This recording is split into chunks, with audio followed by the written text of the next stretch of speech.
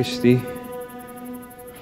Hindi, sige, tuloy niyo lang yung ginagawa niyo. Tapusin niyo, okay lang. Paalis na rin naman ako.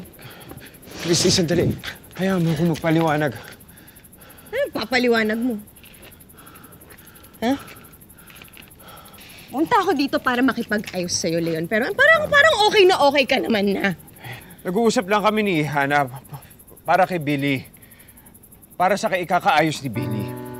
Christy, maniwala ka sa akin. Totoo yung sinasabi niya. Totoo? So ano ako, tanga? Ginagawa mo akong tanga? Alam ko kung anong nakita ko eh. Christy, wala kaming ginagawa na. Ni, isa ka pa. Isa ka pa eh. Binabat-bat mo na may nararamdaman pa ako para kay Jordan. Tapos ano, ikaw?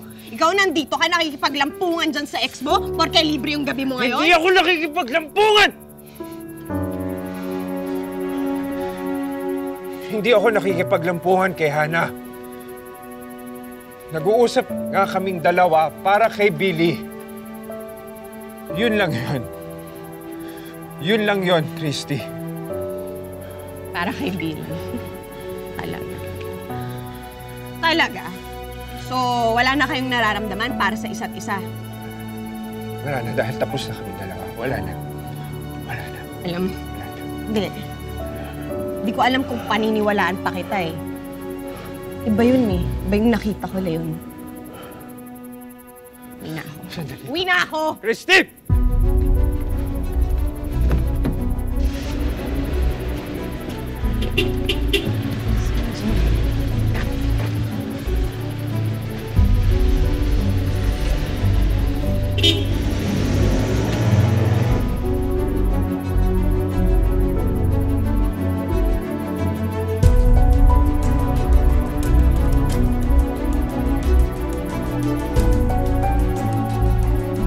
Susi.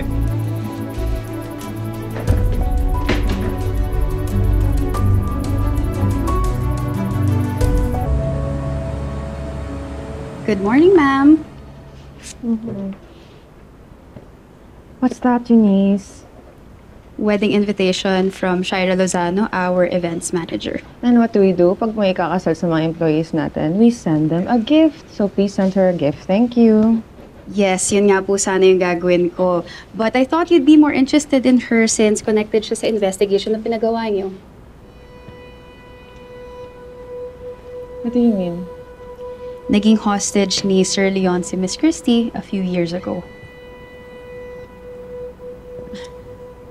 What? Bagong kasal, si Miss Christie. Wait. Isn't that Stockholm Syndrome? In love siya sa captor niya? Yes. Bagong kasal si Miss Christie kay Jordan Manansala nung na-hostage siya. Tapos, nung makalaya siya, they had their marriage annulled. And now, Jordan Manansala is about to get married again, but this time to Shira. Our Shira. Shira is marrying Jordan, na ex ni Christy. Si Christy naman ikakasal kay Leon. What a small, small world. Yes, I know you, ma'am. Pinapa-investigate niyo lang yung mga properties na interesado kayo in acquiring. So, does this mean na babawian niyo na yung mag-ama niyo? Eunice, ikaw ang nagsabi sa akin na you think I still might have feelings for Leon. And I guess first love never really truly dies. At kailangan malaman.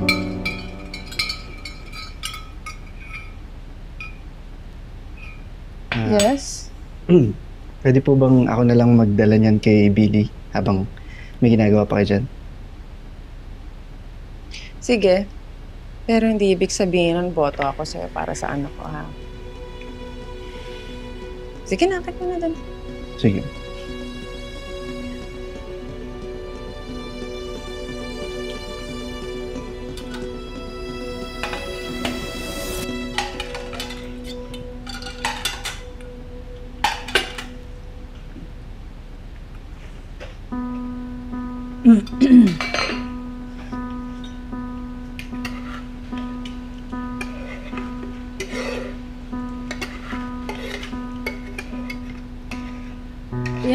kalderetang niluluto mo dati sa kuta? Yung paborito ni Leon? Opo. Tikman niyo po. Alam kong ginagawa mo. Ginagawa mo yan para maalala ni Leon yung dating ginagawa mo para sa kanya para bumalik yung pakiramdam niyang dati sa'yo. Correction, Kausa. Hindi nawala ang pagmamahal ni Leon para sa akin. Si Christy na ang mahal ni Leon. Kayaan mo na sila. Kausa, kay Christy mismo nang galing. Siya nagsabi na mahal pa rin ako ni Leon. So I'm doing all of this to protect my family. Hanggat may chance na mabuo kami.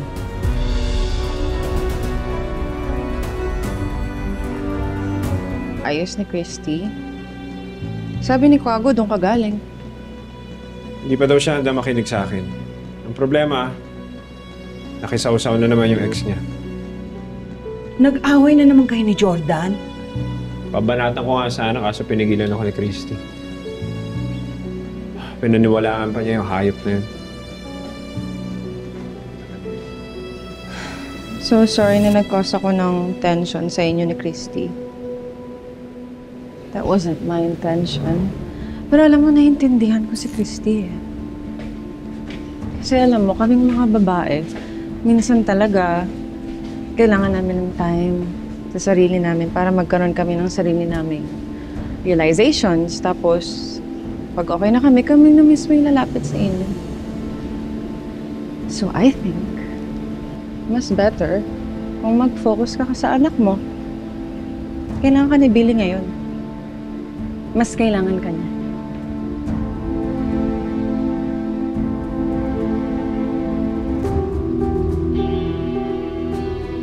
Pupuntahan ko lang si Billy.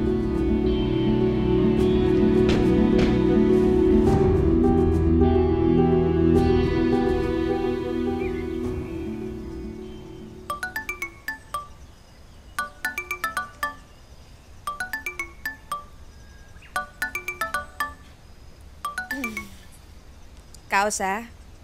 Hi, Christy. Matagal-tagal na tayong hindi nakikita. Kausa, sigurado naman po alam niyo kung ano yung pinagdadaanan namin ni Leon ngayon. Oo nga, pero magmula nung lumabas si Billy ng hospital, hindi ka na niya nakita. E di syempre nagtataka na yun. Gusto ko naman po kasi talagang dumalaw. Dumalaw ka rito bukas. Alam mo kung bakit? Wala dito si Leon. Maghahatid siya ng sasakyan ng kliyente niya sa Alabang. Pumunta ka rito para magkausap din tayo. Sige po, Kausa. Punta ako. Salamat O sige, Christy. Asahan kita bukas Bye. Kausa! Ay, kabayo! Muntik na mahulog ang... Sorry. Huwag mo akong ginugulat ng ganyan, ha? Kausa, bakit nyo pinapapunta si Christy dito? Di ba ang usapan, bibigyan muna siya ng space ni Callie yun? Gusto ko kasi magkaayos na silang dalawa. Hindi ako naniniwala na yung space na yan ay kailangan para magkasundo sila. Yung space sa pagitan ni Leon at tsaka ni Christy, merong gustong sumingit. Yun.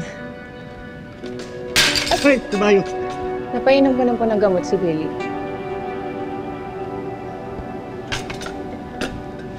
Kausa, narinig ka ata.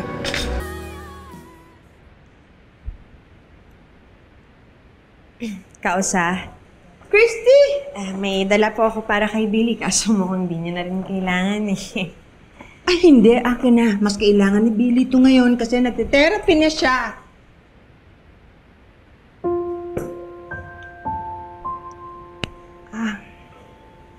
Christy, hindi naman sa nakikialam ako pero gusto ko lang sana itanong sa'yo kung hanggang kailan mo ba hindi kakausapin si Leon?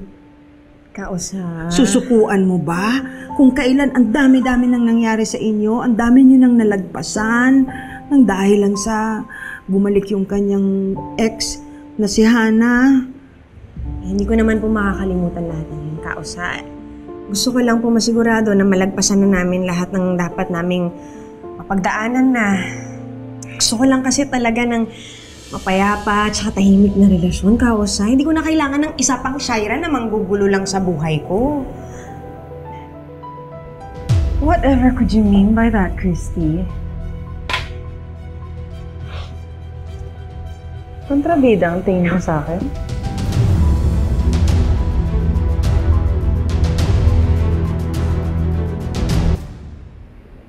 Alam mo, Hana, hindi ako nagpunta dito para makipagtalo. Nandito ako para kay Bailey, kaya kung pwede, please, puntahan ko lang siya. Hindi. Sabihin mo sa harap ko yung sinabi mo kay Kausa. Kaya ko naman sabihin pero bakit pa, di ba? Kakasabi ko lang, hindi ako nagpunta dito para makipagtalo. Dito ako para kay Bailey. You were implying na ginugulong kayo ni Leon.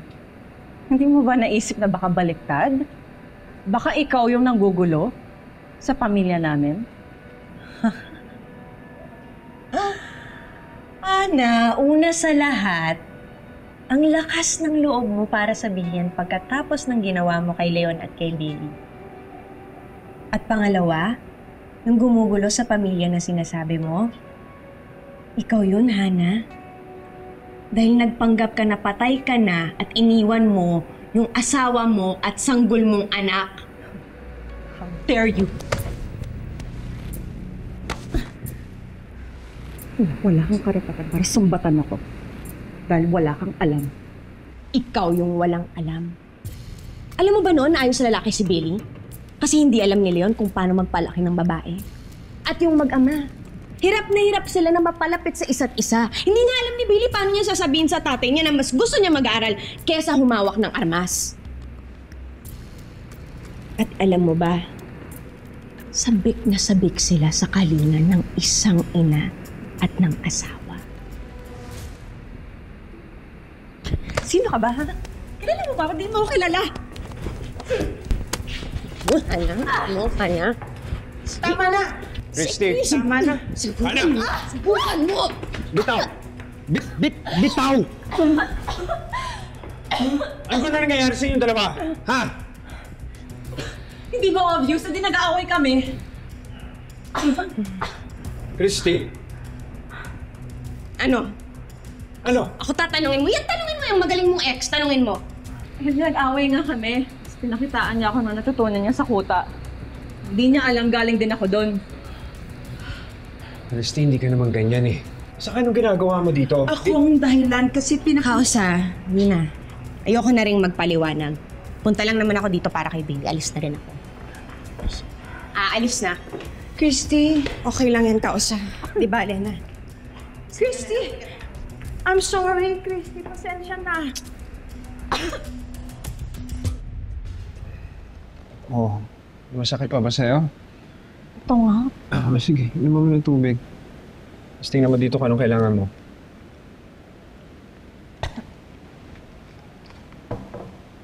Ano ba kasi pinagawain yung dalawa? Ha? Leon, hindi ba obvious? Edi ikaw. Ana, She crossed the line nung sinumbatan niya ako about sa nangyari sa inyo ni Bailey nung wala ako. Wala naman siyang karapatan para sabihin sa akin yun. So, uminitulo ko sa kanya, nakatikim siya. Ayun pala, tinuruan mo ng self-defense. Kaya it's your fault. bakit ako? Bakit ikaw? Hindi mo siya dapat tinuruan ng self-defense, Leon. Ano yung diskarte mo sa lahat ng babae? Para lang ma-inlove sa'yo?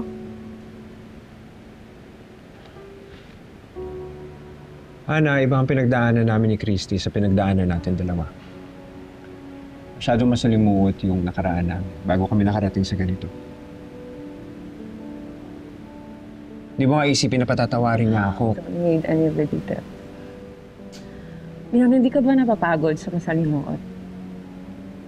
Ayaw mo ba ng easy relationship? Ayaw mo ba ng familiar? Don't you want something that feels like home? Gusto. Nakita ko na yun kay Christy. Mabuti siyang babae, Hana. Siguro kung hindi kayo nagtalo nung una yung pagkikita, magkakasundo kayong dalawa.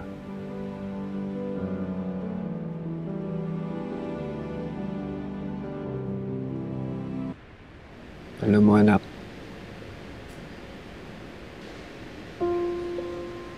kung pwede ko lang kunin lahat ng hirap na dinadanas mo, yung gagawin ko. Maging okay ka lang. Pag tinitingnan kita, alam mo, iniisip ko baka nadamay ka lang sa parusa sa akin ng Diyos. Sa lahat ng pagkakamali na ginawa ko. At saka na anak ka.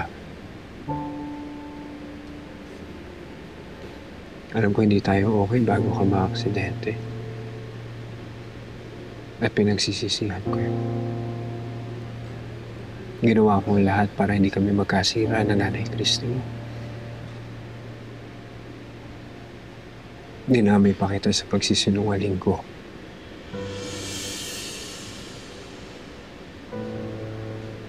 Pero muntik na kayo mawala sa akin pareho. Kaya pasensya ka na.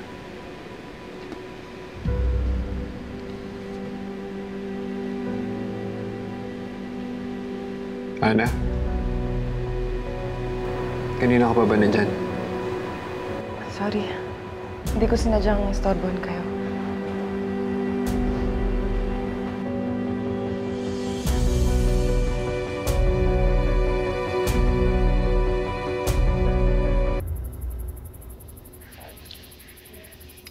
Kausap?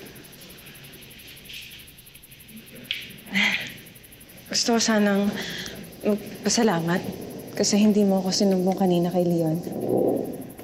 Pero wag po kayo mag-alala. Sinabi ko naman sa kanya na hindi ako inosente sa nangyari. Sinabi ko na napik ko na ako kay Christy kaya pinutulan ko siya. Huwag mong isipin na kinakampihan kita, Hana. Gusto ko lang makita ni Leon ang pagkakamali niya. Pagkakamali? Wala pa siyang ginawang mali. I'm his first wife at may anak kami. Ito ba talagang plano mo? Ang sirain si Leon at saka si Christy? Para mabawi mo mag-ama mo? Wala akong pinlano, Kausap. Nakita ko lang na may chance na mabuo yung pamilya ko, so I took the chance. Nagkwento sa akin si Leon na medyo marami daw silang pinagdaanan ni Christy. Kung ako lang din naman sisira sa pag-iibigan nila, then their love must not be strong in the first place. Ano sabi mo?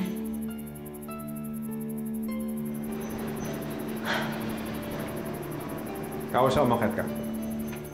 Samahan mo muna si B. Ano sabi mo? Paliwanag ka. Babalik ka ngayon para sirahin kami ng mapapangasawa ko? Pagkatapos mong sirahin ang buhay ko? Oo na. Makapal ang mukha ko.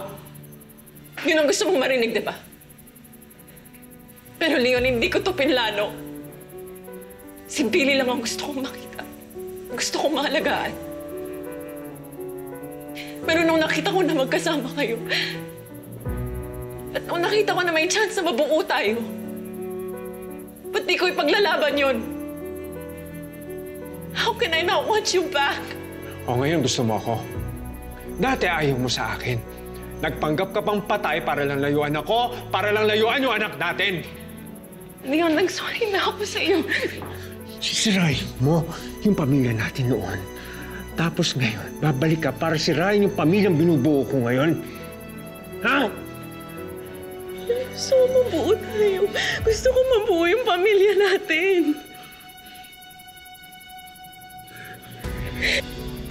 Hala, di lahat ng gusto mo makukuha mo. Hindi mo ako makukuha. Hindi mo makukuha si Billy. Dahil hindi ka dapat sa pamilya na to. Naiintindihan mo?